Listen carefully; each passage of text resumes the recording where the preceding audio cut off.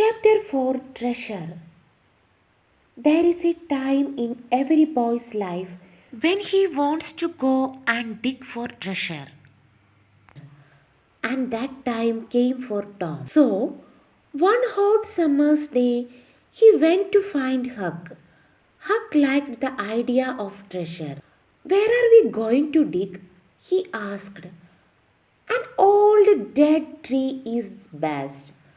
Who put the treasure under old trees? Robbers, said Tom. And then they go away and they forget to come back for the treasure.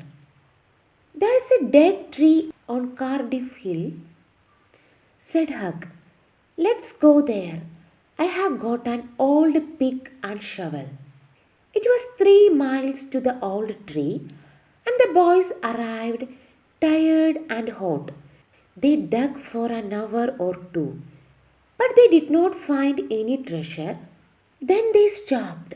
Tom looked down at the old house at the foot of the hill. Hey, look, he said. Nobody lives in that old house. Let's go there. Old houses are always good for treasure.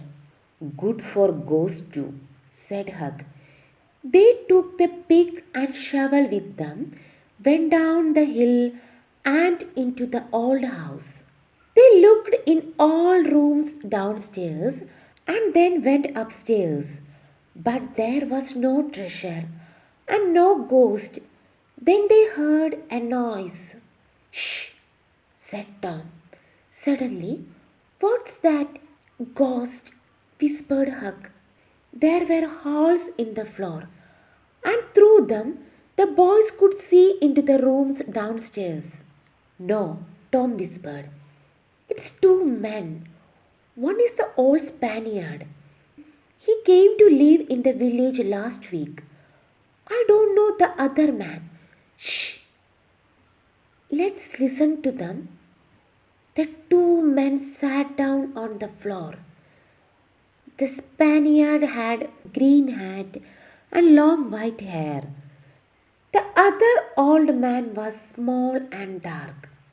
He took out a bag and began to open it. It's hot in here, the Spaniard said. He took off his green hat and then he took off his long white hair. Tom, Huck whispered upstairs. That's Injun jaw. We took $650 when we robbed that house, said the second man. He took some money out of the bag. We can take $50 with us now. What are we going to do with the 600? Leave it here, said Injun Joe. We can come back and get it next week. Here, give me the bag. He walked across the room to the fireplace, moved 2 big stones from the floor, and began to dig with his knife. Upstairs, the 2 boys watched excitedly. Treasure. $600 of wonderful treasure. Injun Joe stopped digging. Hello? What's this? He said. There is something here. It's an old box. The 2 men got the box out and opened it. It's money, said Injun Joe's friend. Injun Joe put his hand into the box. There are thousands of dollars here, he said. And the 2 men looked at the money with happy smiles. But who? Began Injun Joe's friend. Don't ask, Injun Joe said. It's our money now. We can't take it with us today, said his friend. What can we do with it? Put it back under the floor.